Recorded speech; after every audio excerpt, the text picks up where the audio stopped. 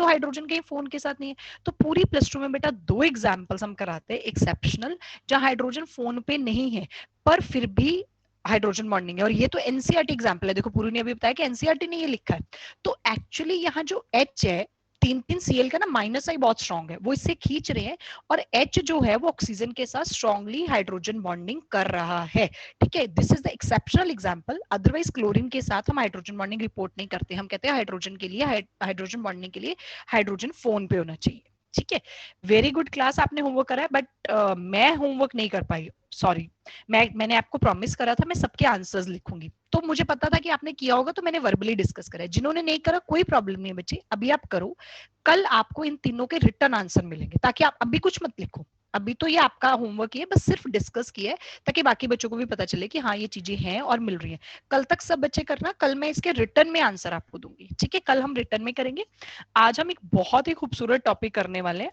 We are going to start with the very very beautiful topic, and the topic name is colligative properties. Ma'am एक बोलो लक्षिता, बोलो बोलो था बोलो। Ma'am, जो हमने, मेरे को ये कंफ्यूजन हो रही थी कि जो हमने कैनोग्लॉस लॉ किया था उसमें हमने जो पेपर फेस बताया था, मतलब हमने उसमें अमाउंट डिस्कस की थी ना, कि सोल्यूशन में उस चीज का अमाउंट कम होगा और उसमें वेपर फेज में ज्यादा होगा। हाँ मैम हाँ हाँ हाँ हाँ। लेकिन जिस वेपर फेज में जिसका ज्यादा होगा उसका पार्शियल प्रेशर भी उतना ही ज्यादा बढ़ जाएगा। उसमें अगर हम वेपर बात फेज करें में कि जिसका ज्यादा होगा अमाउंट पार्शियल प्रेशर होगा ज्यादा बढ़ ज्यादा, जाएगा। मतलब जैसे कि हाँ ठीक कह रहे हो, सोल्यूशन क्योंकि वो ज्यादा में। वोलाटाइल है। यस मैम, हाँ तो तो मतलब इसमें रोल्स लॉ की वायलेशन नहीं है? राउल्स लॉ की वायलेशन कैसे हो गई? Partial pressure directly proportional to mole fraction. Ma'am mole fraction हम उसमें सोल्यूशन की बात कर रहे थे, इसमें वेपर फेज भी आ गया। हाँ तो वेपर फेज की तो हमने स्टडी कॉनवलस लॉ। पहले मेरे को एक बात बताओ ना, सोल्यूशन का वेपर प्रेशर कहाँ से आया? आया तो वेपर से ही ना। वेपर प्रेशर किसका है? वेपर्स का ही है। सिर्फ फर्क है वेपर्स का, हाँ लिक्विड जी, का तो प्रेशर ही नहीं होता, हाँ प्रेशर तो जी। वेपर्स का ही है ना। हाँ अच्छा, एक चीज के लिए मैं आपको रोक दूं, एक्चुअली ना मुझे भी बिल्कुल नहीं पता है कि कल छुट्टी है या नहीं। पुरु, आपको कुछ आइडिया है कल छुट्टी है? पुरु, हाँ मुझे भी नहीं पता, मुझे लगा शायद आपको कुछ पता हो। अच्छा, लेकिन ना पता दिक्कत क्या होती है, बाई चांस अगर इन्होंने शाम को छुट्टी अनाउंस कर दी और फिर कल की छुट्टी में तुम बोलोगे हमें तो कोई होमवर्क ही नहीं पता। मुझे बिल्कुल नहीं पता है कि कल छुट्टी है या नहीं है, काइंडली नए पुराने बच्चे अच्छे से सुन ले। बट अगर कल छुट्टी होती है तो इतना होमवर्क आप कर लोगे, आज तक मैं जितना पढ़ाऊंगी उससे इतना होमवर्क हो जाएगा। Kindly take a screenshot of this, फटाफट से ले लो ये। आरपीएस 1 एंड 2 अभी तक आप कर चुके हो, आरपीएस 3 में कुछ क्वेश्चंस होंगे बस यही करने हैं, आरपीएस 4 में भी कुछ क्वेश्चंस होंगे बस यही करने हैं। असाइनमेंट आपके जो मैंने लिखे हैं इतने क्वेश्चन होंगे। टॉपिक 1 बुकलेट का कंप्लीट, वैसे थोड़ा मुश्किल है बट करोगे तो हो जाएगा, नहीं तो मैं डाउट्स ले लूंगी। टॉपिक 2 कंप्लीट एक्सेप्ट 2.5 2.6 2.7 2.8 2.10 2.12 13 16, ठीक है जी। इसके अलावा प्लीज ये होमवर्क को एक स्क्रीनशॉट ले लो। इन केस अगर हॉलीडे होती नहीं होती तो कल एक नया होमवर्क पेज बन जाएगा, क्योंकि कल तक काफी कुछ और भी हो जाएगा। बार बार बता रही हूँ, छुट्टी है या नहीं है ये आपको आपके कैलेंडर से पता चलता है बेटा, आपका कैलेंडर अपडेट होता रहता है, हमें बिल्कुल नहीं पता है। बट मैं ये कह रही हूँ जितना मैंने आज तक पढ़ा लिया है उससे आपका इतना होमवर्क हो जाएगा। चलो जी शुरू करते हैं। आज का टॉपिक ना बहुत ही मजेदार है, और आज का टॉपिक वैसे भी ऑल इंडिया, मैंने जब आपको इंडेक्स दिया था तो मैंने 4 और 5 टॉपिक इकट्ठा लिखा था, want of factor, colligative properties. Actually want of factor थोड़ी देर में आपको समझ आएगा, कॉलिगेटिव प्रॉपर्टीज के लिए एक टूल होता है, ये इंटर रिलेटेड है, तो दोनों टॉपिक इकट्ठे ही चलते हैं। वैसे आज मैं वांट ऑफ फैक्टर टच करूंगी, उसको समझाऊंगी, कल से हम कॉलिगेटिव प्रॉपर्टीज की डिटेल पे आएंगे। पर क्योंकि इंटर रिलेटेड है तो फर्स्ट ऑफ ऑल मुझे बताना पड़ेगा कॉलिगेटिव प्रॉपर्टीज क्या है। शॉर्ट में मैं इसे सीपी लिखूंगी। These are the properties of solution which depend on number of particles and not upon nature of solute particles are called colligative properties. ये ना इंटायरली नया टॉपिक है, 10-15 मिनट के लिए ना आपको ये लग सकता है कि पता नहीं हम क्या कर रहे हैं, पर आराम से तसल्ली से सुनो। अगले 4 दिन एक ही टॉपिक होना है। सोचो जब 4 दिन में कोई टॉपिक होना है तो फर्स्ट डे में आपको कैसे सारा टॉपिक क्लियर हो जाएगा, तो धीरे धीरे आराम से सुनो। सॉल्यूशंस की कुछ प्रॉपर्टीज, हम पूरा चैप्टर सॉल्यूशन ही कर रहे हैं, तो सॉल्यूशंस जो हम बनाते हैं उन्हीं सॉल्यूशंस की कुछ प्रॉपर्टीज है, विच, सी के नीचे लाइन लगाते हो, दिस इज विच, ध्यान से देख लो, which depends on number of particles and not upon the nature. Number of particles पे डिपेंड करता है पर नेचर ऑफ सॉल्यूट पे डिपेंड नहीं करता। ये क्वालिटेटिव प्रॉपर्टीज होती है। तो बच्चे कहते हैं ये बात नहीं समझ आई, नेचर पे डिपेंड करता है, नंबर ऑफ पार्टिकल्स पे डिपेंड नहीं करता। तो मैंने कहा ऐसा करते हैं, इस बात को समझाने के लिए मैं आपको ये समझाती हूँ। आप में से कोई बच्चे ने कभी बस से ट्रेवल करा है? आजकल ये भी पूछना पड़ता है क्योंकि नॉर्मली बच्चे कारों से ट्रेवल करते हैं। कभी बस से कहीं आए गए हो? हम स्कूल में बस में जाते थे। अच्छा, स्कूल में तो बस में जाते थे। मेरा मतलब है कि कोई ऐसे जैसे कि आपने कहीं ट्रांसपोर्ट हायर करा या मतलब कहीं गए हो जहां आपको टिकट के पैसे देने पड़े, मैं ये पूछना चाह रही हूँ अगर कहाँ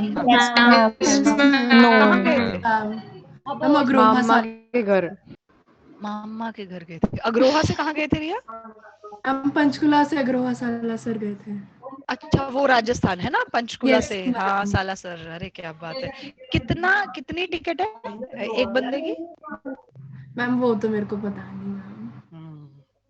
हाँ, ये मामा के घर जो जाते हैं उनमें उनको कितनी टिकट देनी पड़ती मुझे है? भी नहीं पता। हाल देखो। मेरे को तो 15 रुपए एग्जाम्पल ले लो, पंजाब से 15 चले रुपए। जाना, फ्री है टिकट। एग्जाम्पल ले लो, 15 सही गाल है, रुपए। रोडवेज फ्री है साढ़े वास्ते। Yes ma'am. ये बिल्कुल ठीक है। चलो, मैं चंडीगढ़ से जा रही हूँ सपोज यमुनानगर, तो नॉर्मल सी बस से ट्रेवल कर रही हूँ, तो मुझे 100 रुपया देना पड़ेगा, ऐसा मैं मानती हूँ। हालांकि मैं भी बड़े टाइम से बाय बस नहीं गई, तो मुझे नहीं पता अभी कितना बस फेयर हो गया। जब मैं 100 रुपया देना पड़ेगा। मैं जा रही हूँ 100 रुपीज, यामिनी मेरे साथ जा रही है 200 रुपीज, लक्षिता भी मेरे साथ जा रही है 300 रुपीज, रिया भी मेरे साथ जा रही है 400 रुपीज। इसका मतलब बस फेयर एक ऐसी प्रॉपर्टी है, इससे कोई फर्क नहीं पड़ता है कि हमारा मोलर मास कितना है, हम लोग का वेट कितना है, हम भारी हैं या हल्के हैं, इससे कोई फर्क नहीं पड़ता। हमारी नेचर कैसी है, इससे कोई फर्क नहीं पड़ता है। ठीक है, मेरी नेचर बहुत खड़ूस है, यामिनी की नेचर बहुत अच्छी है, दैट डजंट मैटर, इससे किसी बात को कोई फर्क नहीं पड़ता। ये सिर्फ कंडक्टर आता है, गिनता 4 बंदे, टिकट काटी, लाओ 400 रुपए दो, बात खत्म। एक ऐसी प्रॉपर्टी जो सिर्फ नंबर ऑफ पर्सन पे डिपेंड करी है, उसकी नेचर से कुछ लेना देना नहीं है कि बंदे की नेचर कैसी है, उसका बिहेवियर कैसा है, उसका एटीट्यूड कैसा है, इससे कोई फर्क नहीं पड़ता। इसी तरह से सॉल्यूशंस की कुछ प्रॉपर्टीज होती है जो सिर्फ नंबर ऑफ पार्टिकल सॉल्यूशन में कितने हैं उस पर डिपेंड करेंगी, इससे कोई फर्क नहीं पड़ेगा कि नेचर ऑफ सॉल्यूट कैसे। जैसे जब हम ये प्रॉपर्टीज पे पहुंचेंगे तो आपको पता चलेगा ग्लूकोज कितना मीठा होता है, यूरिया कितना कड़वा होता है, कभी टेस्ट कराओ। लेकिन दोनों के अगर पार्टिकल सेम है ना सोल्यूशन में, तो कोलिगेटिव प्रॉपर्टीज की वैल्यू सेम आएंगी। मतलब ऐसी कुछ प्रॉपर्टीज होती है। वैसे ये 4 है, relative lowering of vapour pressure, elevation in boiling point, depression in freezing point and osmotic pressure. ये 4 कोलिगेटिव प्रॉपर्टीज है। ठीक है जी, इनकी बड़ी डिटेल, ऑलमोस्ट 4-5 लेक्चर हमारे इसमें लग जाएंगे। तो हम इतनी शिद्दत से क्यों पढ़ रहे हैं, और मैम बोल भी रही है it's a very important topic. तो मैंने ना छोटे छोटे क्वेश्चंस बनाए ताकि आपको टॉपिक के साथ थोड़ा कनेक्ट कर पाऊं, because it's entirely a new topic for you. तो क्वेश्चन है, what is the use of CP? CP colligative properties. तो इन कोलिगेटिव प्रॉपर्टीज का क्या यूज है? Answer, they are used to determine molar mass of unknown solute. अब मुझे बताओ, क्या आपको मोलर मास पता करना आता है सॉल्यूट का?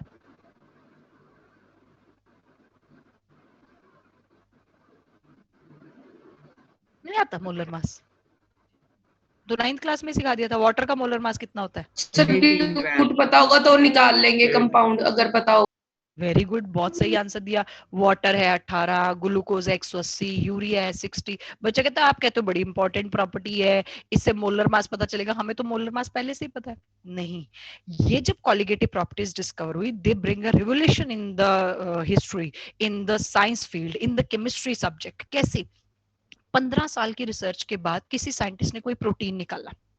अब कोई प्रोटीन आपके हाथ में आया, आपको क्या पता उसका फॉर्मूला क्या है? अब निकाल लो उसका मोलर मास। उसे बिल्कुल ठीक कहा, अगर हमें पता है सल्यूट का फॉर्मूला क्या है तो हम मोलर मास निकाल सकते हैं। लेकिन हमने कोई नया प्रोटीन, कोई नई चीज, कोई नया कंपाउंड दुनिया में डिस्कवर हुआ है जिसका हमें पता ही नहीं है कि फॉर्मूला क्या है। हमें फॉर्मूला छोड़ो, उसका नाम ही नहीं पता, अभी तो नामकरण भी करना है, स्ट्रक्चर नहीं पता, फॉर्मूला नहीं पता, क्या आप उसका मोलर मास निकाल पाओगे? आपको नहीं, इसका तो नहीं पता चल सकता। वहां colligative properties bring a magic for you. अब डालो कोलिगेटिव प्रॉपर्टी के एक्सपेरिमेंट में, उसका मोलर मास आ जाएगा। हमने 4 दिन करना ही यही है, ये कोलिगेटिव प्रॉपर्टी देखो जिससे अननोन सॉल्यूट का मोलर मास मिलेगा। तो जहां आप आंसर लिख रहे हो, they are used to determine molar mass of unknown solute, तो अननोन को अंडरलाइन करें, नोन का तो कोई भी बता देगा, अननोन का भी पता करेंगे। ये कोलिगेटिव प्रॉपर्टीज की महिमा है, कोलिगेटिव प्रॉपर्टीज की importance Have you people done with this slide? Yes, ma'am.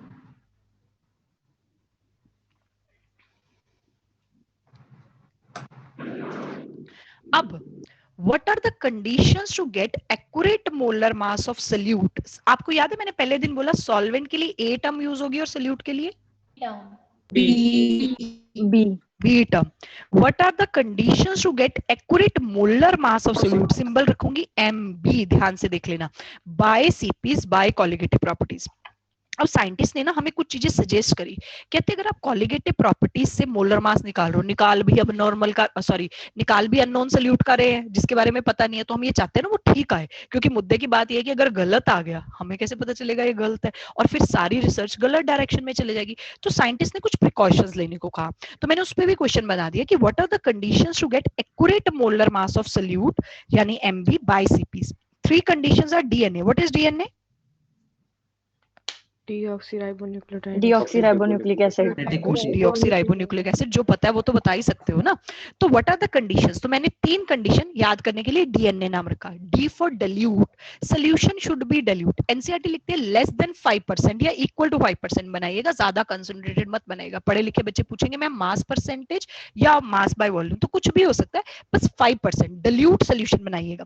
आपको एक अच्छी बात बताऊं, कल तक आपको मैंने पढ़ाया आइडियल सॉल्यूशन। क्या होते हैं आइडियल सॉल्यूशन? फॉलो करते हैं। डू यू नो कि आइडियल सॉल्यूशन का कोई भी परफेक्टली आइडियल सॉल्यूशन का एग्जांपल नहीं होता। कैसे? जैसे दुनिया में कोई परफेक्ट आइडियल गैस नहीं होती थी। जो एग्जांपल्स हमने कल आपको एग्जांपल्स दिए ना आइडियल के, वो नियरली आइडियल सॉल्यूशन है।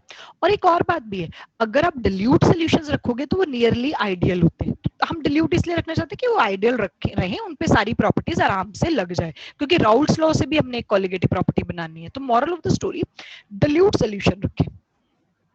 N for non volatile. आज हम वो वाले सल्यूट्स पे जा रहे हैं जो सल्यूट नॉन वोलाटाइल है। What is non volatile? जो उड़ नहीं सकते, जो उड़ते नहीं है। अक्षिका मैंने तेरे को उड़ा देना है, जो उड़ नहीं सकता। ऐसे नहीं बोल सकते जिसके वेपर्स नहीं बनते। पेपर्स नहीं बनते। पर अपने हमारे बैच में पूछा था हमने, तब भी ये कहा था थिनर उड़ जाता है। फिर आपने कहा था कि ऐसे नहीं बोलना, ऐसे नहीं बोलना, कबूतर नहीं उड़ सकते। थोड़ा केमिस्ट्री सेंस लाएगा, मजा आएगा केमिस्ट्री पढ़े। Anyways, non volatile. अभी ना सेकंड टॉपिक आपने देखा, मैंने होमवर्क में कुछ कहा एक्सेप्ट ये नहीं करने। जहां भी मैंने आपको वेपर प्रेशर के क्वेश्चन सिखाए हैं, पर कौन से? जहां दोनों वोलाटाइल है। जहां कोई नॉन वोलाटाइल है वो क्वेश्चन मैंने नहीं सिखाया। अब हम नॉन वोलाटाइल वालों को आगे कवर करेंगे, कल के लेक्चर में कवर करेंगे। एनीवेज, कॉलिगेटिव प्रॉपर्टीज में हमेशा सल्यूट नॉन वोलाटाइल होना चाहिए। कल से जब कॉलिगेटिव प्रॉपर्टीज चलेंगी तो सल्यूट नॉन वोलाटाइल ही चाहिए, जिसके वेपर्स नहीं बनते। चीनी के वेपर बनते घर पे? अभी नमक उड़ गया हो, नमकदानी से पता चले वेपर बन गए? मैम उड़ गया नहीं, क्या हाँ, उड़ गया वेपर बनेंगे मैम। ऐसे केमिस्ट्री का फील आना चाहिए। इसे कहते हैं नैले पे दहला। Very very good class. Sugar, glucose, urea, salt, generally एक दो एक्सेप्शन छोड़ दे तो सॉलिड्स के वेपर नहीं बनते। Solids are non volatile. सारी colligative properties non volatile solutes के लिए एप्लीकेबल है। तीसरी condition, the solute should not associate और डिसोसिएट इन सॉल्यूशन। वो एसोसिएट या डिसोसिएट नहीं करना चाहिए। अब ये चीज हमारे लिए थोड़ा सा शायद मुश्किल है, चेक करते हैं। तो ना मैंने कहा साइंटिस्ट ने ना बड़ी प्रेज करी, कहते मैडम जी कॉलिगेटिव प्रॉपर्टी से किसी का भी मोलर मास पता चल जाएगा, चाहे आपको सॉल्यूट का नाम भी पता ना हो, हम मोलर मास पता कर देंगे। मैंने कहा चल ऐसा करते हैं, पहले चेक करते हैं बंदा कितना सही कह रहा है। तो बस वो कहता है डीएनए को ध्यान में रखना। मैंने कहा चल नमक का मोलर मास पता कर लेते हैं, नमक तो घर पे पड़ा ही है, तो नमक पे कॉलिगेटिव प्रॉपर्टी का एक्सपेरिमेंट करें। तो बताओ नमक, अब उसने कहा था डीएनए फॉलो करना, मतलब सोल्यूशन को डिल्यूट बनाना। तो ठीक है, मैंने एक बड़े से गिलास में पानी लिया, जरा सा नमक डाला, हो गया dilute. Non volatile, I know नमक के वेपर्स नहीं बनते हैं, नॉन वोलाटाइल है, पर क्या नमक के साथ में तीसरी कंडीशन को सेटिस्फाई कर पाई कि the solute should not associate और dissociate? What will happen if I dissolve NaCl in water? Ionize हो जाएगा, हो जाएगा, डिसोसिएट हो क्या आएगा? जाएगा। अब बच्चा कहता है इससे पंगा क्यों होगा? अगर वो डिसोशिएट कर गया, अगर वो डिसोशिएट किया तो उसके नंबर ऑफ पार्टिकल्स चेंज हो जाएंगे। यस और नो? और अभी अभी मैंने क्या लिखा है, कॉलिगेटिव प्रॉपर्टीज की खासियत ही क्या है? They depends on number of particles. If you change the number of particles, colligative properties will change, molar mass will change, calculation will be wrong. यानी तीसरी कंडीशन तो बहुत खतरनाक है। अब साइंटिस्ट क्या करते थे, जब कॉलिगेटिव प्रॉपर्टीज डिस्कवर हुई वो इस पे काम करते थे, कुछ का ठीक आता था, कुछ का गलत आता था, उन्हें समझ नहीं आता था, बड़े दिन वो परेशान रहे। फिर आए जी एक बाबा जी, बाबा जी है वांट हॉफ। कौन है बाबा जी? वांट वैंट हॉफ बाबा जी, इनका सिंबल है आई, वैंट ऑफ बाबा जी का सिंबल है आई। ये कहते हैं मेरा फैक्टर लगा दो, हर कॉलिगेटिव प्रॉपर्टी में ठीक हो जाएगा। तो अब लॉजिक तो ये था कि पहले कॉलिगेटिव प्रॉपर्टी पढ़ते, फिर वो गलत आती, फिर वैंट ऑफ फैक्टर पढ़ते। आप पहले ही वैंट ऑफ फैक्टर पढ़ लेते हैं, है ना, ताकि हम एक ना एरर आ रहा है, उस एरर की एक करेक्शन है, वो करेक्शन हम पहले सीख लेते हैं ताकि हम कॉलिगेटिव प्रॉपर्टीज को करेक्टली ही यूज करें। तो आज एक टूल डे है, आज हम आपको सिर्फ एक चीज सिखाएंगे, वैंट ऑफ फैक्टर कैसे निकालते हैं। अगर आप अपने दिमाग में आप ये घुसा के बैठे रहोगे ना, क्या होता है वैंट ऑफ फैक्टर, क्या करना है, तो तुम उसी में उलझ रहोगे। आप सोचो आधा घंटा मैडम ये सिखा रही है एक टूल कैसे निकालना है, एक मैथ्स का सम है कैसे निकालना है, कल जब उसको यूज करेंगे तो पता चल जाएगा ना ये क्यों सीखा था। आज एक हम सम सीख रहे हैं वैंट ऑफ फैक्टर कैसे निकालना है। तो आज का पूरा लेक्चर हम वैंट ऑफ फैक्टर को डिवोट करने वाले हैं। ये वाली स्लाइड जल्दी से नोट कर लो एंड लेट मी नो अगर आपने नोट कर ली है तो। कर लिए मैम। कर लिया क्या बात है, शुरू से ही अच्छा है हमारा बैच। अभी अपनी कॉपी टिल्ट कर लेंगे, हमारा फेवरेट काम। बड़े बड़े रजिस्टर लेते हो ना, ऐसे पर्चियों पे तो नहीं लिख रहे होते कुछ? फोटो पे लिख रही है। रजिस्टर है। मैम हाँ बोलो। मैम जो आपने होमवर्क स्लाइड के बाद क्या करवाया, मेरा नेट कनेक्शन लॉस्ट हो गया था। बहुत ही सही टाइम पे वापस आया तेरा नेट कनेक्शन। अभी ना मैं एक वैंट ऑफ फैक्टर करा रही हूँ क्योंकि ऑनेस्टली अभी क्लास है 12:15 तक और मैं 12:16 भी नहीं कर सकती बिकॉज अगली क्लास आपकी शुरू हो जाती है। तो अभी आप ये सोचो कि मैम ने जो कराया वो बाद में मैं स्लाइड दिखा दूंगी जरूर, लेकिन अभी जो शुरू हो रहा है ना वो बड़ा इंपॉर्टेंट है, वहां से ध्यान दो। आपने कॉपी करनी है टिल्ट, 2 पेज छोड़ दे पहले कॉपी पे, तू कॉपी टिल्ट करनी, बाकी सबने नहीं छोड़ने, आपने कॉपी टिल्ट करनी है। यहाँ पे ना एक फ्लो शीट डायग्राम बनेगा, फ्लो चार्ट बनेगा, ऐसे लिखेंगे वैल्यूज ऑफ आई और एक ही पेज पे आ जाएगा मुझे ऐसा लगता है, ठीक है। वैल्यूज ऑफ आई का एक टेबल बनाएंगे, मैं आपके साथ बनाऊंगी, पहले आप देखेंगे मैम कैसे बना रही है, कैसे शुरू करिए, पर टिल्टेड कॉपी में ज्यादा सुंदर बनेगा, अच्छे से बनेगा वैल्यूज ऑफ आई। चलिए जी शुरू करते हैं। और हमने सीखना है बाबा जी का दिया हुआ factor that is वैंट of I factor. अच्छा सॉरी अभी ये कुछ फॉर्मूलाज है, मैं भूल गई थी इनके बारे में। टेबल थोड़ी देर में बनेगा, ये फॉर्मूला सीधी कॉपी में लिखेंगे, टेबल थोड़ी देर में बनेगा, मैं भूल गई थी सॉरी। वैंट ऑफ फैक्टर के कुछ फॉर्मूलाज है वो सीधी कॉपी में लिखेंगे, टेबल बाद में बनेगा, अभी टेबल नहीं बन रहा है। तो एक पेज अभी सीधी कॉपी में काम करेंगे फिर टिल्ट करेंगे, वेरी सॉरी मैं भूल गई थी। वैंट ऑफ फैक्टर होता क्या है, तो क्योंकि ना ये टॉपिक को हमने इतनी इंपॉर्टेंस दे रखी है, हमें लगता है ये टूल बच्चे से हमने पूरी आरपीएस इसको बना दिया, तो आरपीएस में हम ये पूछते हैं what is the correct formula of वैंट Hoff factor. तो वैंट ऑफ को समझिएगा, आई इसका सिंबल है, आई का एक फॉर्मूला है observe number of particles divided by theoretical number of particles. It is observe number of particles divided by theoretical number of particles, ठीक है। लेकिन जो मैंने रेड से टिक किया वो ज्यादा अच्छा है, रेड वाला जो है वो आपके ज्यादा काम आएगा। I है total number of particles formed after A association or D dissociation divided by total number of particles taken before association और डिसोसिएशन। अगर आप इस फॉर्मूला को अपने दिमाग में ठंडे दिमाग से सोचोगे ना, आपको आई फैक्टर अभी आ गया, कितने पार्टिकल्स बने सोल्यूशन में जाके, अगर वो एसोसिएट या डिसोसिएट किया, डिवाइडेड बाय हमने कितने पार्टिकल से स्टार्ट किया था, जरा सा जोर लगाओ, सोचो NaCl का आई फैक्टर क्या होगा? 2/1 वेरी गुड, क्यों 2/1 is 2, वेरी गुड। हमने स्टार्ट किया था 1 से, अंदर जाके वो 2 हो गया। अच्छा बताओ अगर AlCl3 कंप्लीटली डिसोशिएट कर जाए, AlCl3 कंप्लीटली डिसोशिएट कर जाए तो आई फैक्टर 4, क्योंकि कितने पार्टिकल्स में टूटा वो ऊपर लिखना है, कितने से स्टार्ट किया था वो यूजुअली 1 होता है, तो 4/1 दैट इज 4, ठीक है। एक है observed colligative properties bye calculated colligative properties, मतलब अगर हम आई फैक्टर ना लगाते तो इतनी आती, पर एक्चुअली प्रॉपर्टी इतनी आ रही है, ये भी। हालांकि इस फॉर्मूला को यूज नहीं करना, मैंने आपको बताया ना, आप आरपीएस में ये भी क्वेश्चन है करेक्ट फॉर्मूला या इनकरेक्ट टिक करो, तो इसलिए फॉर्मूलाज दे रहे हैं। फॉर्मूलाज 2 ही यूज होंगे और आज तो एक ही यूज होगा जो आप सेकंड नंबर पे लिख चुके हो, जिसको मैंने रेड से टिक किया। लेकिन एक बड़ा इंपॉर्टेंट फॉर्मूला है जो कि अक्सर बच्चे भूल जाते हैं क्योंकि वो बाद में यूज होता है, बट वो भी आई है, वो है कैलकुलेटेड एमबी नॉर्मल एमबी। नमक का नॉर्मल मोलर मास कितना होता है? 58 नमक का 58 पॉइंट, नॉर्मल मतलब जो होता है, तो आपने लिखा 23 + 35.5 that is 58.5 divided by observed molar mass, यानी normal abnormal molar mass. Abnormal molar mass जो आप निकाल रहे हो अगर आपने आई फैक्टर नहीं लगाया होता। तो आई प्रॉब्लम कहाँ आती है, सबसे बड़ी प्रॉब्लम एनसीईआरटी में ये टॉपिक ना सबसे लास्ट में स्टोरी सुनाऊंगी, वो भी एबनॉर्मल मोलर मास से। अगर तुमने कॉलिगेटिव प्रॉपर्टीज में आई फैक्टर नहीं लगाया या आई फैक्टर के बारे में आपको पता ही नहीं था व्हाटएवर, तो वैल्यूज ही गलत आ जाएंगी, मोलर मास गलत आएगा। गलत मतलब एबनॉर्मल। तो कई बार वो हमें एबनॉर्मल मोलर मास दे देता है, नॉर्मल हमें पता है, उससे भी आई आ सकता है, normal MB by abnormal MB. ये दो फॉर्मूलाज काफी इंपॉर्टेंट है, एक दो और भी कहीं मिल जाएंगे बट ठीक है, मुझे लगता है इतने से काम हमारा चल जाएगा। एक बार मैं आपको स्लाइड दिखा रही हूँ, ये सीधे पेज पे 4 फॉर्मूलाज नोट कर लो, फिर हमारा वो फ्लो शीट डायग्राम बनेगा जिसमें हम आपको आई की वैल्यू निकालने सिखाएंगे। और आज के लेक्चर में आप अपने आप को एनालाइज कर सकते हो मैंने क्या सीखा। अगर आपको सबका आई निकालना पता लग गया है, अगर आप दुनिया के किसी भी सल्यूट का आई निकाल सकते हो, मतलब आज का लेक्चर आपको क्लियर हो गया, दैट्स इट। और रोज ये टूल यूज होगा। एक बार बोलो जी। एक बार अब नॉर्मल मोलर मास बता दो। एबनॉर्मल मोलर मास ये है कि अगर हमने किसी क्वेश्चन में कॉलिगेटिव प्रॉपर्टीज में, मैंने बोला ना मोलर मास निकालना चाहते हैं एक्यूरेट, लेकिन अगर आप कॉलिगेटिव प्रॉपर्टीज में अगर वो पार्टिकल एसोसिएट या डिसोसिएट कर गया तो उसका मोलर मास गलत आएगा।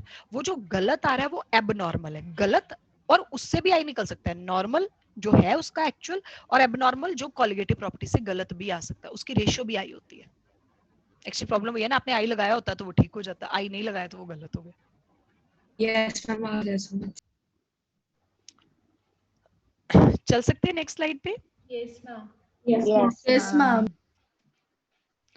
अब हम वेट ओके जी, और अभी ना हम कॉपी टिल्ट करके वैल्यूज ऑफ आई का एक वो बनाएंगे, फ्लो शीट डायग्राम बनाएंगे, एक ही पेज पे आ जाएगा मेरे ख्याल से। मैंने वैसे 3 पे बनाती हूँ तो आप एक पे हो जाना है। चलें जी। Yes ma'am. थैंक यू बेटा। चलो चलते हैं, वैल्यूज ऑफ आई का चार्ट बनाते हैं। तो ये कॉपी टिल्ट करके आप मेरे साथ बनाएंगे वैल्यूज ऑफ आई। पहले थोड़ी देर देख लीजिए मैम कैसे बना रही है, इतना कोई बड़ा टेबल नहीं है कि अगर मेरे साथ नहीं बनाओगे तो बहुत पीछे छूट जाएगा, ऐसा कुछ नहीं होने वाला है। Values of I,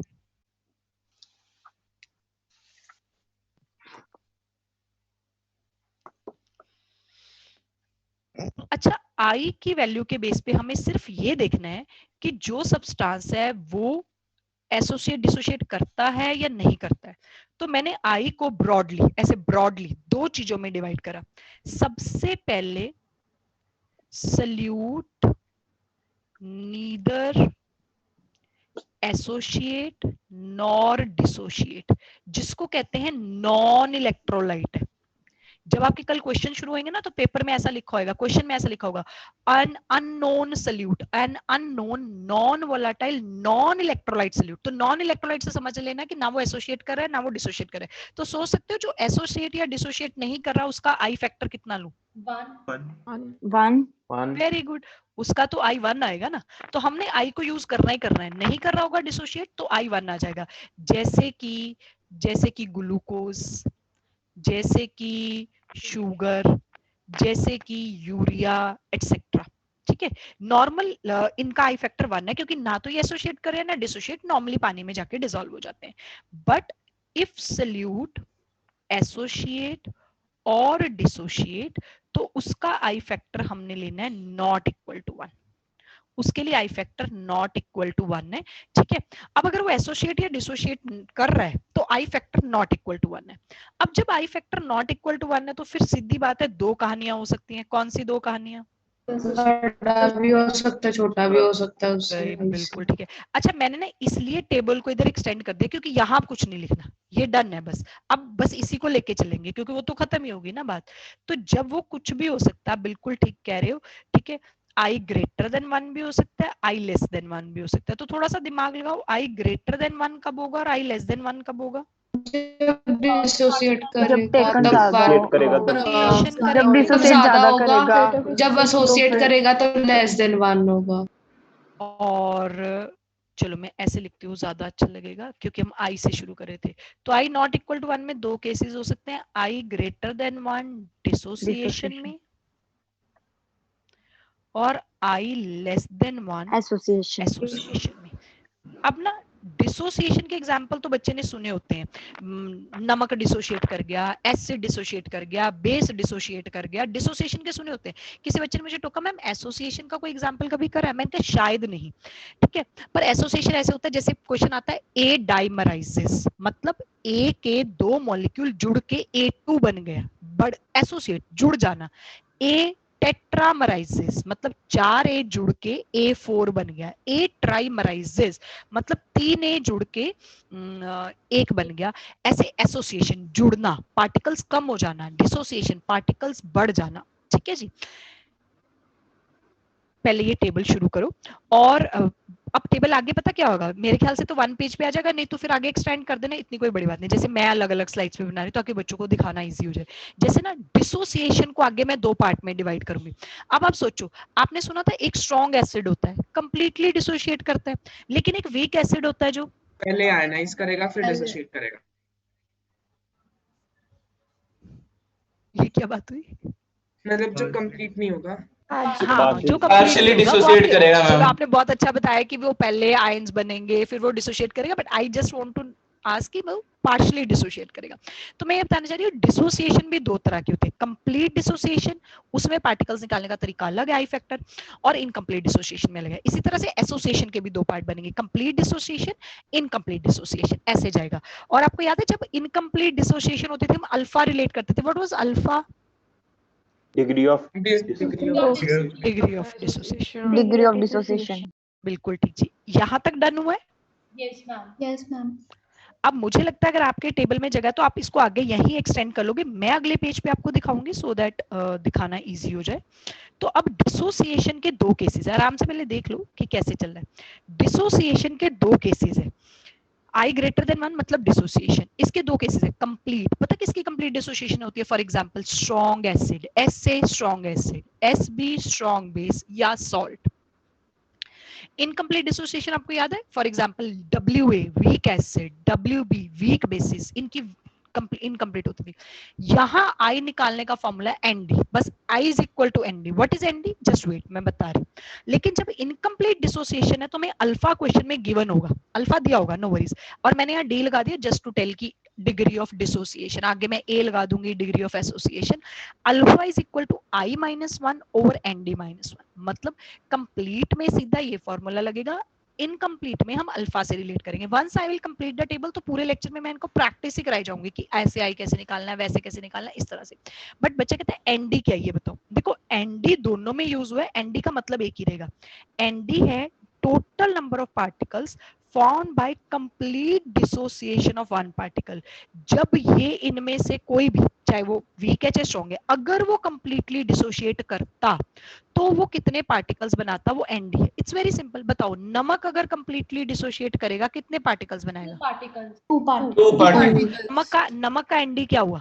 2। AlCl3 का एनडी क्या हुआ? AlCl3। कैल्शियम क्लोराइड का एनडी क्या हुआ? 3। Calcium chloride 3। एनडी है। अगर ये पूरा डिसोशिएट करता है तो इसका कितने पार्टिकल्स में टूट रहा है? अगर तो वो स्ट्रॉन्ग है, अगर वो कंप्लीट डिसोशिएट हो रहा है तो एनडी ही आई है, और अगर इनकम्प्लीट है तो भी कोई प्रॉब्लम नहीं। अल्फा क्वेश्चन में गिवन होगा, एनडी हमें निकालना आ गया तो आई हम वहां से फॉर्मूला से निकाल लेंगे।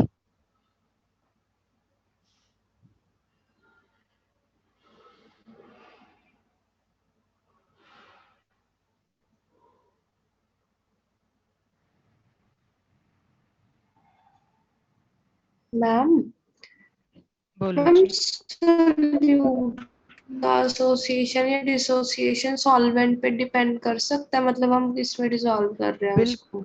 बिल्कुल बिल्कुल, आज हम बहुत सारे मजेदार एग्जांपल्स करेंगे और ये बिल्कुल डिसॉल्व कर सकते हैं। मैं आपको एक बात बताऊं, जैसे नमक है, नमक हमें बड़ा सिंपल एग्जांपल लगता है, नमक पानी में डिसॉल्व कर जाता है ना, पानी में तो नमक का सोल्यूशन बन गया, और वही नमक बेंजीन में पता डिसॉल्व ही नहीं करता। तो अब तुमने नमक को पानी में डाला तो तुमने बड़े मजे से कह दिया इसका आई फैक्टर 2 है, पर वही बेंजीन में डाला तो इसका आई फैक्टर कुछ बनना ही नहीं है क्योंकि वो तो डिसॉल्व ही नहीं कर रहा। तो मैम स्टैंडर्ड क्या लेके चलते हैं फिर कि इसमें डिसॉल्व करेंगे तो मतलब एक्वस, अगर कुछ भी मेंशन नहीं है तो एक्वस। Okay ma'am. क्योंकि जनरली देखो ना हम एसिड बेस सॉल्ट्स की बात कर रहे हैं तो वो तो एक्वस में ही है। हालांकि मैं बहुत सारी चीजें भी कराऊंगी।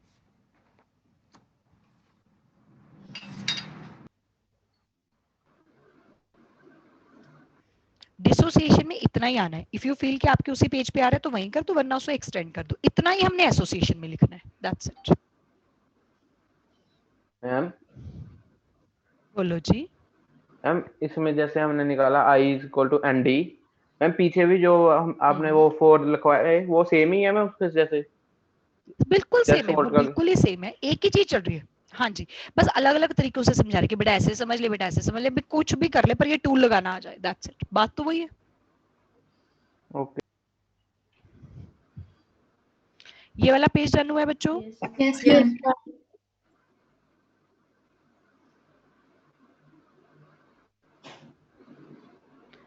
ऐसे ही एसोसिएशन, लास्ट एसोसिएशन भी दो तरह के, कंप्लीट और इनकम्प्लीट। कंप्लीट एसोसिएशन में i is 1 by N A और इनकम्प्लीट में alpha minus 1 alpha degree, alpha is equal to i minus 1 over 1 over N A minus 1। ठीक है जी। अच्छा, इनकम्प्लीट एसोसिएशन में ये चलेगा, ठीक है। और यहाँ एन ए क्या है, ध्यान देना, एन ए उल्टा है, total number of particles taking part in complete association. कितने पार्टिकल्स जो है इन कंप्लीट एसोसिएशन में पार्टिसिपेट कर रहे हैं, दैट इज एन ए। जैसे कि अगर मैंने अभी आपसे पूछा था कि अगर कोई डाइमराइज कर रहा है तो एन ए क्या होएगा? 2 एन ए होगा 2, वेरी गुड। तो आई क्या आएगा? 1/2.5. एक चीज का ध्यान रखना, एसोसिएशन में हमेशा आई लेस देन 1 आएगा, ध्यान रखना। डिसोसिएशन में हमेशा ग्रेटर देन 1, एसोसिएशन में लेस देन 1। अगर कोई ट्राइमराइज कर रहा है तो एन ए क्या आएगा? 1/3 क्योंकि मॉलिक्यूल एसोसिएशन में पार्टिसिपेट कर रहे हैं, 3 पार्टिकल्स पार्टिसिपेट कर रहे हैं, तो आई क्या आएगा? 1/3. अगर कोई टेट्रामेराइज कर रहा है 1/4. और आई 4 I 1/4। अच्छा, मैं ना पिछले बैच में, पहले बैच में तो मुझे याद नहीं आया, दूसरे बैच में मुझे याद आया क्योंकि बच्चे कहते हैं मैम कोई एसोसिएशन का एग्जांपल हमने करा है क्या? हमने हाइड्रोजन बॉन्डिंग में कहीं ये पढ़ा था कि कार्बोक्सिलिक एसिड बेंजीन में डाइमराइज होते हैं ड्यू टू हाइड्रोजन बॉन्डिंग? मुझे भी याद नहीं है कि वो आपके एनसीईआरटी, आपके सिनॉप्सिस में भी है या नहीं है हाइड्रोजन बॉन्डिंग के टॉपिक में कि कार्बोक्सिलिक एसिड डाइमराइज होते हैं। तुम्हें भी याद नहीं आ रहा तो हो सकता ना ही हो, कोई बात नहीं। डाइमराइजेशन का एक ही एग्जांपल है, अभी प्लस 2 में तो आ ही जाना है वो ऑर्गेनिक में, और इस चैप्टर में भी यूज होता है। प्रैक्टिकली डाइमराइजेशन का एक एग्जांपल है जो कार्बोक्सिलिक एसिड, अगर आप उसे बेंजीन में डाल रहे हैं, जैसे अभी आप लोग सॉल्वेंट के बारे में पूछे थे, कार्बोक्सिलिक एसिड को अगर आप बेंजीन में डाल रहे हो या किसी भी नॉन पोलर सॉल्वेंट में डाल रहे हो, बेंजीन या कोई और, पानी नहीं, अगर आप कार्बोक्सिलिक एसिड को बेंजीन या किसी नॉन पोलर सॉल्वेंट में डालते हो तो वो डाइमराइज कर जाता है, डाइमर बन जाता है, कभी कंप्लीट बन जाता है, कभी इनकम्प्लीट बन जाता है। तो डाइमराइजेशन का सिर्फ वो एक एक्चुअल एग्जांपल है, बाकी तो मैं ऐसे हाइपोथेटिकली पूछ लेते हैं ये डाइमराइज कर रहा है, ये टाइमराइज कर रहा है, जबकि डिसोसिएशन के हजारों एग्जांपल है, बहुत सारे acid, base, salts, weak acids, इस तरह से वीक बेसिस, बहुत सारे एग्जांपल्स उसके।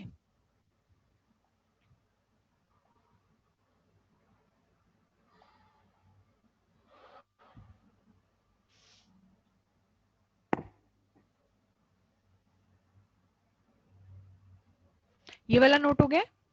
Yes ma'am. चलो फिर एग्जांपल्स शुरू करते हैं, आधा घंटा ही बचा है, आधे घंटे में हम इसके सारे क्वेश्चंस करेंगे। एक बार फटाफट से रिवाइज कर ले, फिर हम क्वेश्चन शुरू करते हैं। अगर सल्यूट एसोसिएट या डिसोशिएट नहीं कर रहा तो आई कितना लेना है? 1 अगर सल्यूट डिसोशिएट कर रहा है तो आई ग्रेटर देन 1 और एसोसिएट कर रहा है तो आई लेस देन 1. अगर कंप्लीट डिसोसिएशन है तो आई का formula I is equal to ND. I is equal to ND. ND। और अगर वो इनकम्प्लीट डिसोशिएट कर रहा है तो Alpha D is equal to I minus 1 minus 1. और अगर वो एसोसिएट कर रहा है तो आई का फॉर्मूला कंप्लीट। 1 by N. और अगर इनकम्प्लीट एसोसिएशन, अगर इनकम्प्लीट एसोसिएशन है तो Alpha is equal to I minus 1 by NA minus 1. फिर भी चीटिंग अलाउड है, रजिस्टर तुम्हारे सामने है, क्योंकि आज पहली बात हमें कॉन्फिडेंस लेना है, हमें क्वेश्चंस करने हैं। मैंने आपके सामने क्वेश्चन रखा है, मैं अभी 2 पार्ट और ऐड करूंगी, तब तक शुरू करें।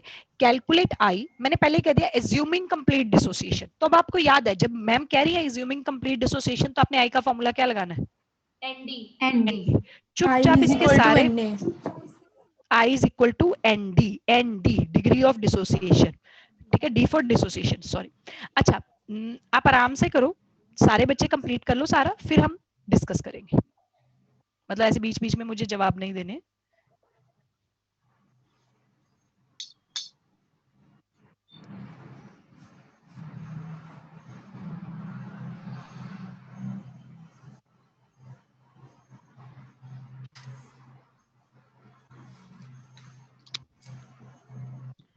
सारे पार्ट्स कर लो, फॉर्मूला भी बता रही हूँ, I is equal to ND use करना है।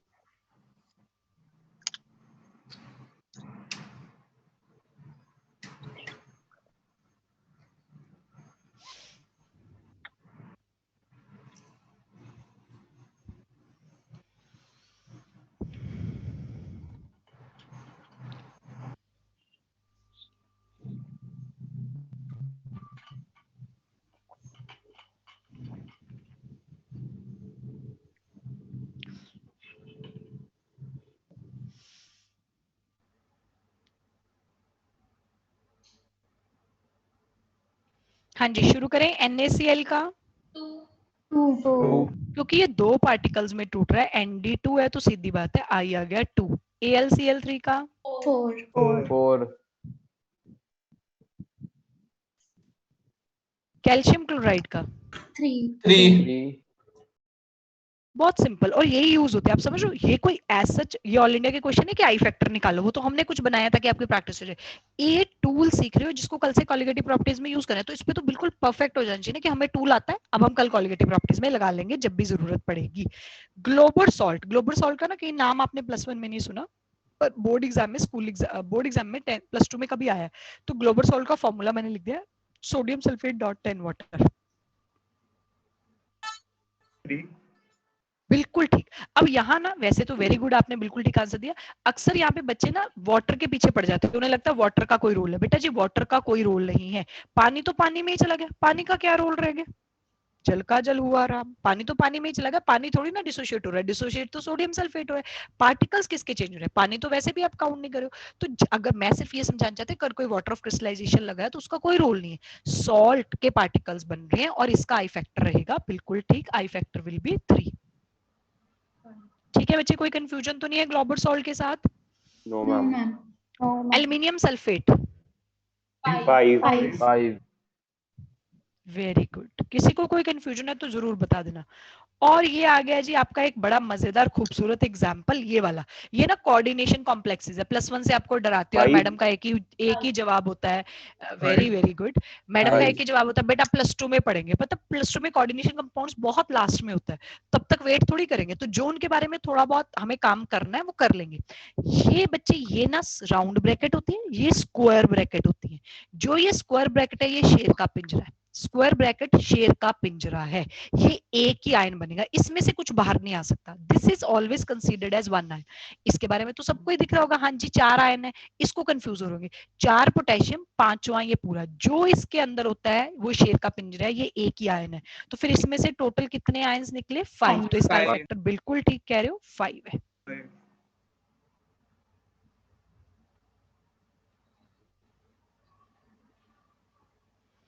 आई फैक्टर हो गया 5। लो जी मैं मिनिमाइज करती हूँ। कोई भी डाउट आपका चल रहा है किसी के बारे में इनमें से तो आप पूछ सकते हो। मैम फोर्थ का बता दो। फोर्थ का बताते हैं। जैसे ग्लोबल सॉल्ट था, ये basically sodium sulphate dot 10 water है। जैसे आप पहले ब्लू विट्रियोल सोचो, आपको याद है ब्लू विट्रियोल होता है कॉपर सल्फेट डॉट 5 वाटर। अब आप कॉपर सल्फेट डॉट 5 वाटर को पानी में डाल रहे हो, पानी में तो पानी मिक्स हो गया, पानी का कोई आई फैक्टर का मतलब ही नहीं है। कॉपर सल्फेट के 2 आयंस बने, कॉपर आयन Cu2 पॉजिटिव और सल्फेट आयन SO4 नेगेटिव। तो मैं ये समझाना चाह रही थी अगर किसी के साथ वाटर ऑफ क्रिस्टलाइजेशन है तो उसका आई फैक्टर में कोई रोल नहीं है। Excuse me ma'am. बोलो जी। मैम लास्ट वाला एग्जांपल बताना दोबारा से। हाँ जी बच्चे बताते कृतिका। ये देखो, ये ना कोऑर्डिनेशन कॉम्प्लेक्सेस होते हैं, ये +2 में एक चैप्टर आएगा पूरा कोऑर्डिनेशन कंपाउंड्स पर, उससे पहले भी ये बड़ी बार आएंगे, आज भी 3-4 बार टकराएंगे। बस इसमें ये याद रखना है कि ये ना इसमें राउंड ब्रैकेट्स होती है, कुछ स्क्वायर ब्रैकेट्स होती है, और ये जो स्क्वायर ब्रैकेट है ये शेर का पिंजरा है, इसमें से कुछ बाहर नहीं निकलता। ये पूरा एक आयन है, बाहर जो भी आयन होंगे वो तो होंगे, और अंदर ये पूरा बस एक आयन है। तो 4 आयन ये, 5वां ये, तो आई फैक्टर क्योंकि 5 particles they are giving after complete dissociation, तो आई फैक्टर इज 5। ओके हो गया बेटा जी?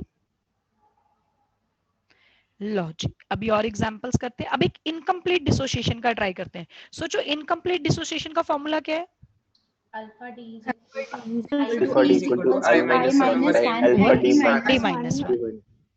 चलो सॉल्व करो। Calculate I for HCN। शायद आपको याद है HCN एक वीक एसिड है और हमने प्रूव भी कर दिया। हमने कहा if it is 40% dissociated, if it is दोगी बीमारी, if it is 40% dissociated, is नहीं लिखा था इसलिए दोबारा लिख रही हूँ, 40% डिसोशिएटेड। 1.4 एक आंसर आया जी, very very fast, very good. Yes ma'am 1.4। 1.4 क्या बात है जी।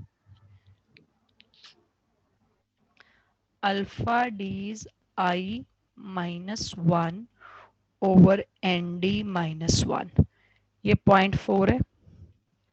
आई एनडी की वैल्यू देखो, एनडी वही रहेगा चाहे वो कंप्लीटली डिसोशिएट करे या नहीं, पर एनडी का मतलब सेम रहेगा। अगर ये कंप्लीटली डिसोशिएट करता तो सोचो, अगर एचसीएन कंप्लीटली डिसोशिएट करता कितने पार्टिकल्स बनाता?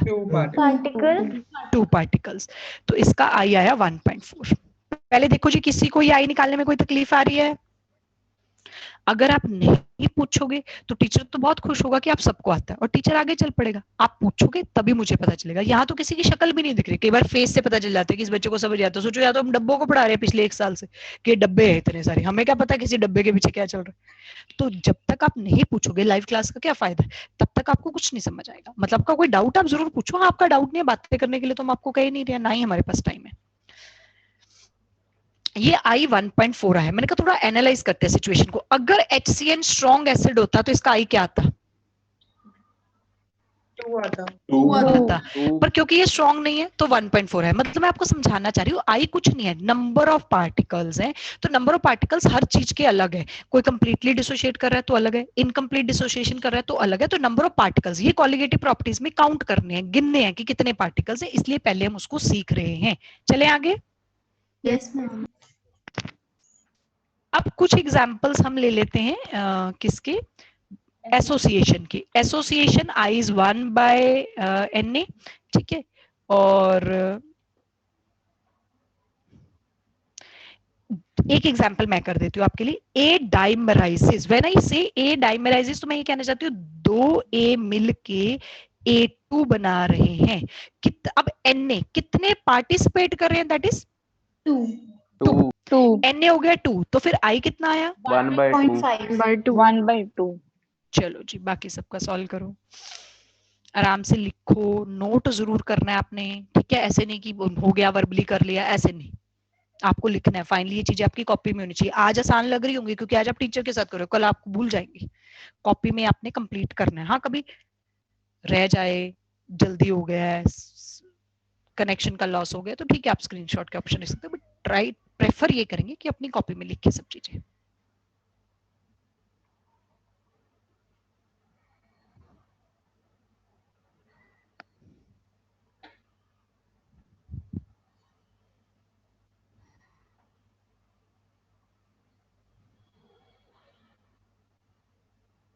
मनकीरत बताओ सेकंड का आंसर क्या होगा? मनकीरत 1/4। 1/4 बोला करो बेटा, पार्टिसिपेट करा करो। डर लगता है? टीचर से डर लगता है? नहीं मैम। ऑनलाइन में वैसे भी लग सकता, सोचो जो डर लगता भी है तो ऑनलाइन को लग रहा टीचर ने कहना दोनों काट के थप्पड़ मार देना है। रिलैक्स। कहाँ से बिलोंग करते हो मनकीरत? मैम जलंधर। अच्छा, जलंधर से। ओके। मैम कभी बाद में ऑफलाइन हो गई तो? मैडम कभी भी बाद में? मैम बाद में ऑफलाइन हो गई तो उस टाइम मैडम लिस्ट बना के थोड़ी बैठी है।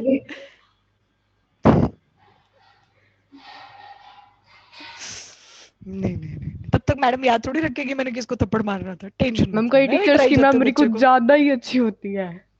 हाँ, और वो याद रखते हैं कि इसको तो मैंने ये कहा था ऑनलाइन में। सही बात है। मनकीरत ये तुम्हें डरा रही है, तुम्हें डरने की कोई जरूरत नहीं है। Okay ma'am. चलो ए टेट्रामेराइज कर रहा है तो आई की वैल्यू 1/4 और ए ट्राइमेराइज कर रहा है तो आई की वैल्यू 1/3। पहले 3 पार्ट्स में देखो, किसी को कोई डाउट? अच्छा, फोर्थ एग्जाम्पल मैंने यहाँ लिखा, मैं आपको बता रही थी, शायद +1 में नहीं पढ़ा, कोई बात नहीं, +2 में पढ़ लेंगे, की फर्क पड़ता है। कार्बोक्सिलिक एसिड्स जैसे या बेंजीन या किसी भी नॉन पोलर सॉल्वेंट में जाता है ना, तो वो डाइमराइज करता है, और इनफैक्ट करते भी हाइड्रोजन बॉन्डिंग से। तब मुझे लगा कि शायद हाइड्रोजन बॉन्डिंग में एग्जाम्पल हमने +1 में डाला हो, पर नहीं डाला, तो भूल गए होंगे या खुद ही छोड़ दिया होगा कि +2 में पढ़ा लेंगे। खैर, ये ऑर्गेनिक में फिर से आएगा, स्ट्रक्चर भी बनाएंगे डाइमर का। फिलहाल तो हम इस बात पे फोकस करना चाह रहे हैं कि कार्बोक्सिलिक एसिड को आप बेंजीन में डाल रहे हो, ये डाइमराइज कर रहा है। तो बात तो वही है ना कि RCOOH ट्वाइस है, तो बताओ इसका आई फैक्टर क्या हुआ? 1/2। अगर मैं कहूं, मैंने ऊपर क्वेश्चन में लिखी दी है कंप्लीट एसोसिएशन, कंप्लीट एसोसिएशन, जरूरी नहीं है वो सारा का सारा डाइमराइज करे, पर प्रेजेंटली क्वेश्चन में लिखा हुआ है, नहीं तो फिर हम अल्फा दे देंगे, आप अल्फा से सॉल्व कर दोगे। Kindly check and let me know, कोई डाउट यहाँ पे? डन हो गया, चले आगे। Yes ma'am. Yes ma'am. अब बोल के राजी नहीं है, सुते ही रहने हैं। छड्डो, पूरा 1 साल सो गए, हुन तो उठ जाओ। लो जी, एक और सॉल्व करते हैं। Calculate I for A if it tetramerizes to an extent of 30%.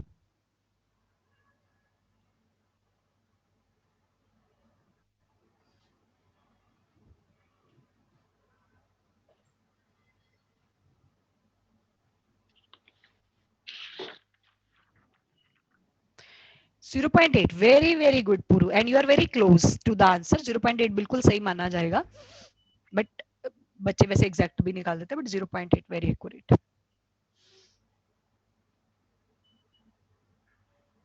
0.77। हाँ, एग्जैक्ट आंसर 0.775 है, तो ठीक है, राउंड ऑफ करके 0.8 ही बोलेंगे। Both are very correct, very good.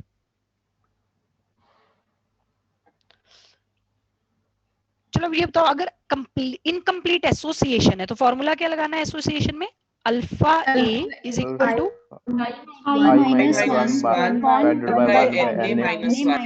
I-1 और 0.3 30%, वो परसेंटेज होती है, पर अल्फा 0.3 लेना होता है। ओके, ठीक है, आई की वैल्यू हमने निकालनी है, और हमने कहा ये टेट्रामराइज कर रहा है। फॉर टेट्रामराइज Na इज 4, तो 1/Na मतलब 1/4। देखो, मेडिकल वाले हैं, हमें कई बार मैथ की तकलीफ हो जाती है, तो इसमें कोई फर्क नहीं पड़ता। मैं इसको 0.25 -1 ले लूंगी भैया, मैं फ्रैक्शन में काटते पीटते अगर मुझे डर लग रहा है तो।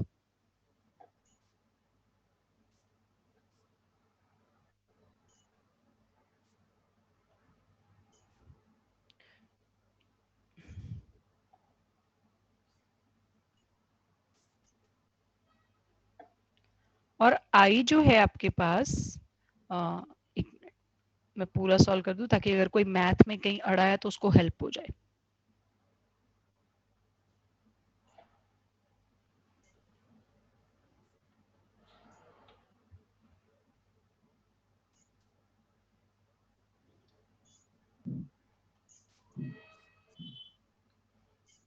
यहाँ 225 आएगा।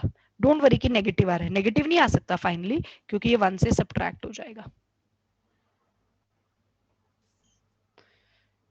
तो वैसे तो वेरी गुड क्लास, इन्होंने बिल्कुल सही आंसर दे दिया, वो भी फर्स्ट अटेम्प्ट में।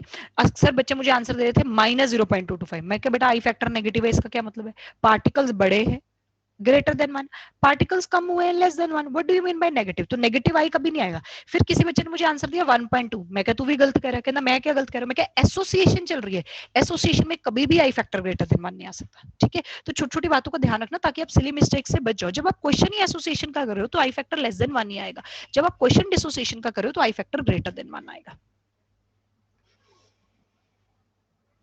2 क्वेश्चन, किसी को कोई डाउट या प्रॉब्लम है? और क्या सबने नोट कर लिया है? Yes ma'am. मुझे कॉल ना किया जाए, मेरी क्लास चल रही है।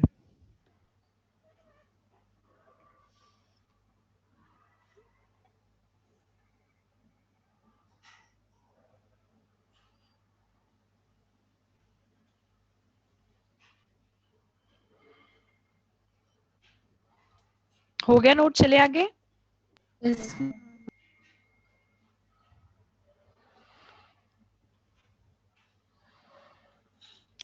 अब हमने करने हैं special cases of i. We have to do special cases of आई।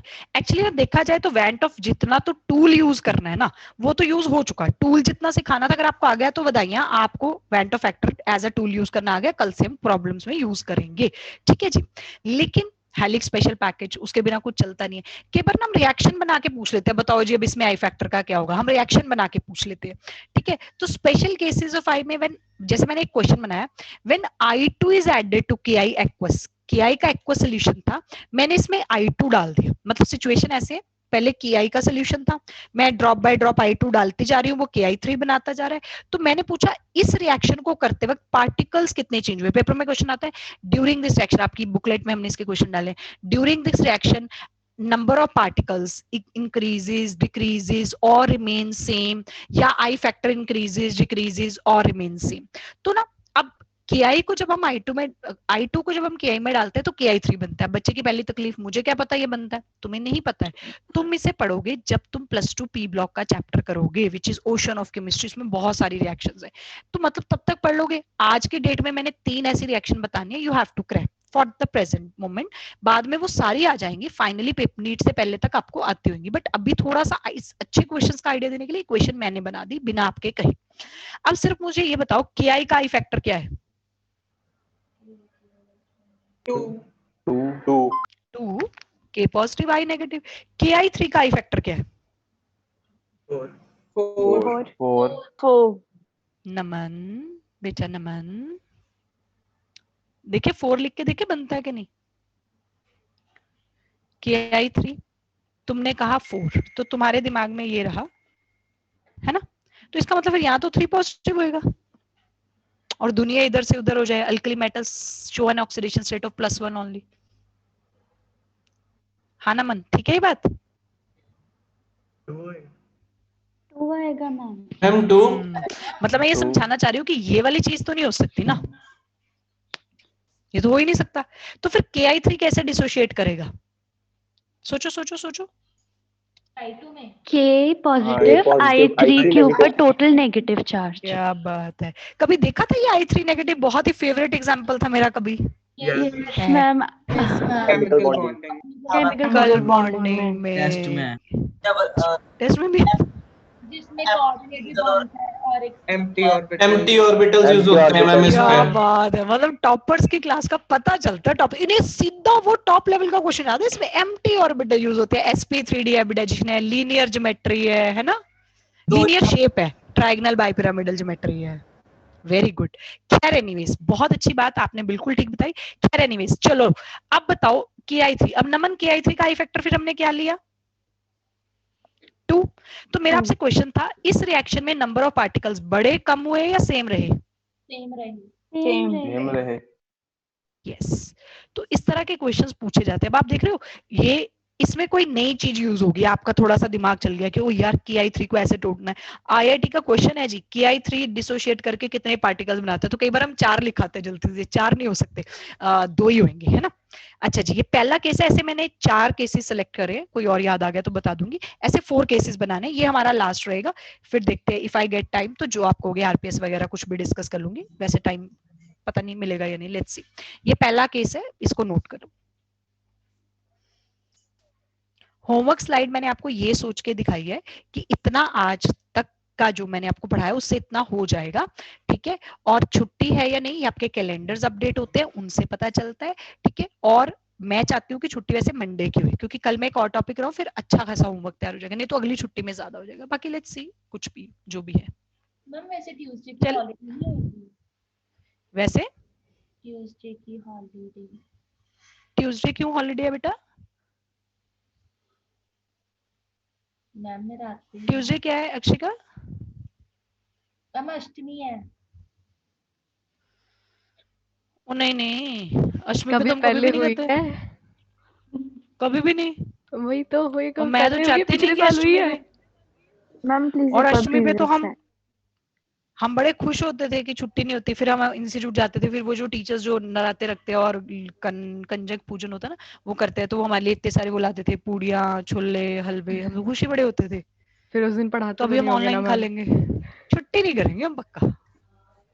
एक बात है, ऑफलाइन में चलो छुट्टियां होती है ना, ऑफलाइन में ज्यादा छुट्टियां होती हैं, उनको ऐसे होता है कि घर जाएंगे, तो जैसे दिवाली पे भी 4-5 छुट्टियां होती हैं, हमें एक भी ली थी।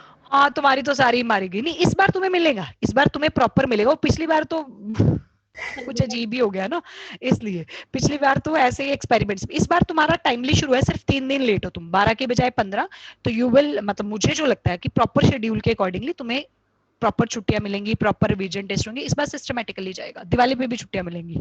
Let's be positive, not the corona positive. चलो पढ़े। नेगेटिव हो तो ज्यादा अच्छा है। वाली पे रिवीजन नेगेटिव होना चाहिए अब तो। सच में आजकल ना ये वर्ड बेटा पॉजिटिव उल्टा हो गया है। ये कहते हो ना, उल्टा लगता है कि अगला कहता है क्या पॉजिटिव। नहीं नहीं नहीं, यही प्यार है तेरा। मतलब समझ नहीं आता क्या बोले। बड़ा अच्छा एग्जांपल है, इसके बाद बातें करेंगे। When HgI2 is dissolved in Ki। अब Ki में मैंने HgI2 डाल दिया, जैसे I2 डाला था। ये इक्वेशंस नवी है, आप याद कर लोगे, अच्छी बात है, पी ब्लॉक में याद करनी ही पड़ेगी। ये एक रिएजेंट है, नेस्लर रिएजेंट। शायद गलती से किसी बच्चे ने +1 में स्कूल की शक्ल देखी हो। अच्छा, कहाँ? पता नहीं, बुक में पेपर भी वैसे ये ना प्रैक्टिकल्स फाइनल ऑफलाइन हुए। अच्छा, तो स्कूल गए थे, पर फिर भी प्रैक्टिकल्स तो बिल्कुल नहीं करे, और अगर करे भी है तो सॉल्ट एनालिसिस तक तो पहुंचे नहीं होंगे। ये अमोनियम आयन का एक रिएजेंट होता है, ऐसे मैं बता रही थी। एनीवेज, ये नेस्लर रिएजेंट है। चलो बताओ जी, नेस्लर रिएजेंट का एन फैक्टर क्या होगा कृतिका? नेस्लर रिएजेंट का N factor, i factor, van't Hoff factor, Nessler reagent का। मैम 3 नहीं बेटा, अभी मैंने आपको क्या समझाया था, ये देखो, ये वो है शेर का पिंजरा, 1 और 2, ये 3। इसका एन फैक्टर क्या होगा? इसका आई फैक्टर क्या होगा? एन फैक्टर गलत बोल रही हूँ, सॉरी। इसका आई फैक्टर क्या होगा? 3। ठीक है बच्चे, ये 1 होता है और ये 2। समझ आ गया कृतिका? Yes ma'am. ये आई फैक्टर इसका 3 है। लेकिन एक बड़ी मजेदार स्टोरी है। अब ना पहले इंस्टेंट पे पता क्या समझ आएगा? मैं तुमसे पूछूंगी बताओ इसमें नंबर ऑफ पार्टिकल्स, आप बोलोगे Ki का 2, K2 HgI4 का 3, नंबर ऑफ पार्टिकल्स बढ़ रहे हैं। नहीं, आपने रिएक्शन की बैलेंसिंग देखी? जब 1 मोल K2 HgI4 बनाना है, ध्यान देना, बहुत प्यारी चीज है। जब 1 मोल K2 HgI4 बनाना है, तुम्हें दिख रहा है इसके 2 मोल्स यूज हो रहे हैं Ki के। तो यस मैम। तो अगर तुम ये कहते हो कि आई फैक्टर 2 से आई फैक्टर 3 हो गया, तो तुम गलत सोचो। तुम्हें 2 मोल यूज कर रहे हैं, तो टोटल तो 4 पार्टिकल्स यूज हो रहे हैं। तो अगर मोल्स हैं इक्वेशन में, तो हम उससे ओवरलुक नहीं करके चल सकते। हम ना यहाँ पे थोड़ा और सिस्टमैटिक करते हैं। हम कहेंगे हम यहाँ पे इफेक्टिव नंबर ऑफ पार्टिकल्स निकालेंगे। अब ये इफेक्टिव नंबर ऑफ पार्टिकल्स का फॉर्मूला रहेगा I इंटू एन। पता I क्या है? जो उसका वैंट ऑफ फैक्टर है, और n नंबर ऑफ पार्टिकल्स। अगर रिएक्शन में मोल्स चेंज हो रहे हैं, तो मोल्स को भी आपको एडजस्ट करना ही पड़ेगा, वरना आप गलत इंटरप्रिटेशन दे दोगे नंबर ऑफ पार्टिकल्स की। तो यहाँ पे effective number of particles 2 into 2 4 है, और यहां हम ठीक बता रहे थे 3 है। अब मुझे बताओ, इस रिएक्शन में नंबर ऑफ पार्टिकल्स बड़े, कम हुए या सेम हुए? सेम रहे? Decrease. Number of particles decreases. बहुत अच्छा है कि सर्जन इज नहीं, क्वेश्चन है, पुराना आईआईटी में आया था, जब आया था सबने गलत किया था, क्योंकि सबने Ki 2 सोच लिया, K2 HgI4 3, और सब ये सोचने लगे कि इसमें पार्टिकल्स बड़े हैं। पर अगर रिएक्शन आप प्रैक्टिकली सोचो ना, Ki 1 थोड़ी यूज हुआ है, Ki तो 2 यूज हो गए हैं, तो 1 के 2 पार्टिकल, 2 के तो 4 पार्टिकल्स। तो अगर रिएक्शन में कोई मोल्स की बात चल रही है, तो आप उसके इफेक्टिव नंबर ऑफ पार्टिकल्स को जरूर कंसीडर करोगे। तो वैंट ऑफ फैक्टर कुछ नहीं है, कोई रट्टा नहीं, अभी हमने आई ही निकालना है। It is actually we are talking about number of particles. तो नंबर ऑफ पार्टिकल्स इधर 4 थे, पर रिएक्शन के बाद जो प्रोडक्ट है उसके नंबर ऑफ पार्टिकल्स 3 है। इस रिएक्शन में नंबर ऑफ पार्टिकल्स डिक्रीज हुए। हाँ, अगर आप आई फैक्टर कहते हो, तो आई फैक्टर Ki का 2 है, वो पर मोल होता है, ठीक है। K2 HgI4 का 3 है, बट रिएक्शन में वी हैव टू चेक कि कितने मोल्स यूज हो रहे हैं। करें जी next example. Yes ma'am. Excuse me ma'am. बोलो पुत्र जी। मैम ये एग्जांपल दोबारा समझा दो। बच्चे कृतिका, इसमें हमने बोला कि Ki का एक्वा सोल्यूशन पड़ा था, उसमें HgI2 हम ड्रॉप बाय ड्रॉप डाल रहे हैं, इतना सा कि K2 HgI4 बन गया। फाइनली तो ये K2 HgI4 है, फाइनली तो इसका आई फैक्टर 3 है, क्योंकि 2 K और एक HCl4। बट इनिशियली क्या है, तो इनिशियली के लिए मैंने बोला अभी Ki यूज हो रहा है, तो आपने बोला Ki का आई फैक्टर तो 2 है, बिल्कुल ठीक है, पर बैलेंसिंग दिखा रही है कि इस रिएक्शन में प्रोडक्ट बनाने के लिए 2 मोल्स Ki यूज हो रहे हैं, यानी 1 मोल नेस्लर रिएजेंट बनाने में 2 मोल कंज्यूम हो रहे हैं। एक का आई फैक्टर 2 है, पर 2 के लिए तो 4 पार्टिकल्स कंज्यूम हुए ना। तो I just want to tell you कि आई फैक्टर नहीं होता, it is the number of particles which affect the colligative properties actually.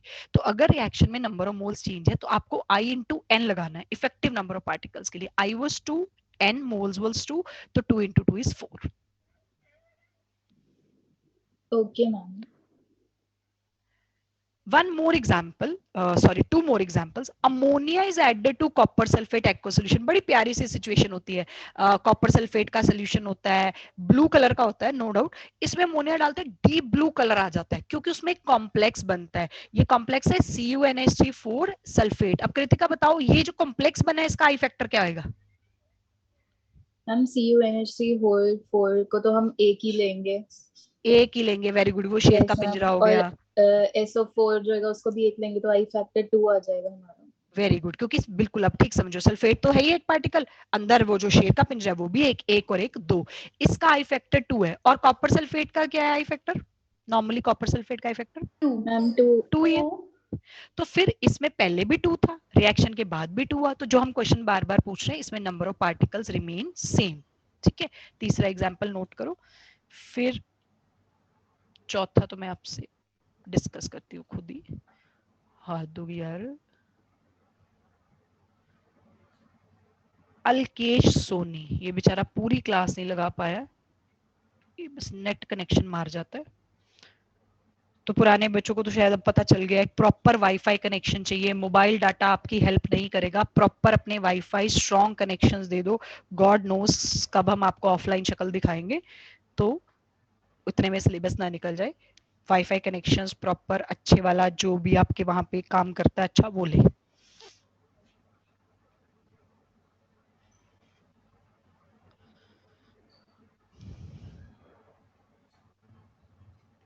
अच्छा, अब ना पेपर में कार्बोक्सिलिक एसिड का आई फैक्टर आता है, बड़ा मजेदार क्वेश्चन बनता है, डिस्कस करते हैं। कार्बोक्सिलिक एसिड को बेंजीन में डाला, अभी अभी अगर किसी ने याद रखा है तो आई फैक्टर क्या लेंगे? ग्रेटर देन 1, लेस देन 1 या इक्वल टू 1? लेस देन 1, क्योंकि वो एसोसिएट कर रहा है। ठीक है, और कंप्लीट करे या इनकम्प्लीट करे वो तो क्वेश्चन पे डिपेंड करेगा, बट कार्बोक्सिलिक एसिड बेंजीन या किसी और नॉन पोलर सॉल्वेंट में एसोसिएट कर जाते हैं। लेकिन पेपर में आया कार्बोक्सिलिक एसिड का आई फैक्टर पानी में ज्यादा होगा, फिर less than 1, greater than 1, equal to 1? Greater than पानी में कार्बोक्सिलिक एसिड का i factor greater than 1। Greater than 1। क्यों हर्ष, क्यों? मैम क्योंकि वो आयंस में टूट जाएगा, CO negative and H positive.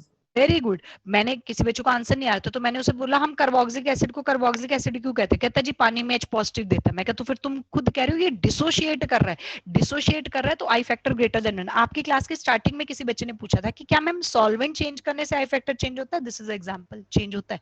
Benzene में वो एसोसिएट कर गया, आई फैक्टर लेस देन 1, पर पानी में वो डिसोशिएट करे, इट्स अ वीक एसिड तो कंप्लीट डिसोसिएशन तो नहीं बोल सकते, बट ग्रेटर देन 1। तो जब कार्बोक्सिलिक एसिड का आई फैक्टर लगाना होता है तो यू हैव टू सी कि क्वेश्चन किसका चल रहा है, इसलिए कार्बोक्सिलिक एसिड वाला केस स्पेशल केस है। Carboxylic acid in benzene, I factor less than 1, associates in benzene,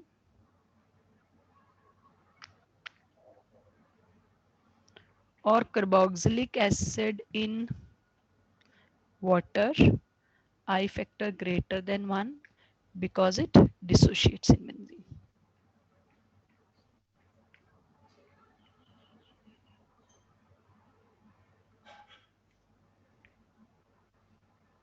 Dissociates water. In what? मैं चेक कर रही होती हूँ, तुम सो तो नहीं रहे हो, भाग तो नहीं गए हो? तुम्हें नहीं मैम, हम उठे हुए हैं। चेक करना जरूरी होता है। ऑनलाइन में तो ना टीचर ना शक में ही मर जाता है। जैसे कि मेरे बेटे के अभी लास्ट प्री बोर्ड्स ऑनलाइन हुए, 2 राउंड ऑफलाइन हुए थे तो वो दोनों ही गंदे गए, पता नहीं बेचारे को क्या हुआ। ऑनलाइन अच्छे हो रहे, कहता मम्मा आप अच्छा करने कोई फायदा नहीं, टीचर बोलेंगे इसने चीटिंग करके करे। तो ना टीचर्स की कॉन्सेप्ट नहीं चेंज कर सकते आप। चलो भाई टाइम खत्म हो गया, मैं जाऊं फिर? नमस्ते। Ram Ram ma'am. Thank you ma'am. Thank you ma'am. Okay जी। Thank you ma'am. ओ किसी ने कोई स्लाइड स्टोरी देखने का कार्यक्रम तो नहीं करना ना? जाऊं फिर मैं? चलो ठीक है जी, थैंक यू सो मच। ठीक है, और